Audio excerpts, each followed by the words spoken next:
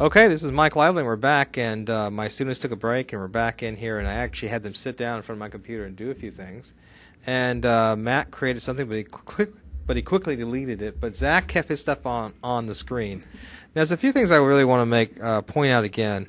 In this lesson, we've already taken a look. This is the stage. These are the drawing tools. Here's the timeline, and here's the properties. So we've actually looked at each one of those. When you're making a folder, when you're making a layer, you actually use this little icon here. In a folder, you use this icon. And if you want to send something to the trash, you click on it and then hit the trash can. So just to make that clear. Now, actually, another thing, too, is you notice when Zach actually made something, another tab appears down here, kind of a breadcrumb. And actually you can click between projects, and it makes things very easy when you're working on multiple projects.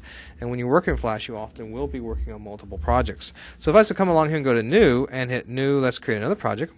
I'll go to ActionScript 3 project. And that's untitled until I save it, so I'm going to go ahead and save that as, I'll call that another project. Another P for another project, and we hit that. And you can see now that's in another tab, so I can actually start drawing, for example, or putting in text or whatever I might want to do, and I just switch between projects. Isn't that pretty cool? Now, Flash is Big Brother because it's actually watching everything that you do. And when I really want to find something, what panel do I typically go to? Up here. Which one do I typically go to when I really want to find something? Window. So I'm going to the Window panel. Let's click on that. And down here below here, there's something called Other Panels. I'm going to move the player down here so you can actually see the recording. So I'm going to go to Window, go all the way down, and there's an Other Panels. And in the Other Panels, there's a History. And I'm going to click that History. You're going to see Flash actually kept track of everything that I've done. Big Brother is watching. Remember when we did 3D? Hit the 3D panel over here? There it is right there.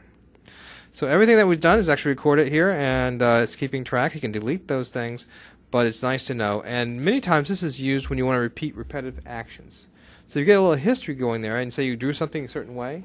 You want to draw that over and over again. You can hit a history relationship and just repeat that history over and over again with actually doing it. So it can become a very powerful ally in your use of Flash. There's another thing real quick here. I want to take a look here. There's a little panel thing right here. See that right there? When I click on that, there's a little drop-down menu, and I can actually change things. And let's come back to the timeline and see it disappeared. I don't see anything here. Once again, Flash has all these different tabs. You need to become familiar with Flash's tabbing structure. And I want to go back to timeline, so let's go back to that real quick. Hit timeline. That's my timeline. And when I do that, I have a little drop-down panel for my timeline. Click on that. And if I want to change the way this panel looks, I can actually hit tiny. Woohoo, very tiny, right? So if you're doing thousands of frames, you want to be tiny. Or I don't want to do that. Let's go to small. No, that's okay. Let's go to really large. Whoa, that's too big for me, especially if you're doing lots of animation, right? I typically run in normal, but you just be aware that you can change it here using this little drop down. Okay? And many things, what you want to do is go to these drop downs that give you lots of options. And so that's pretty much just basic Flash, basic getting started. And so you guys have seen the basics. Now, I want some graphics. I want to be able to build things. I've got to have Photoshop. Is my best friend, right? So what we're going to do right now, we're going to shut down this program, and we're going to come back into Photoshop and show you how to work with Photoshop.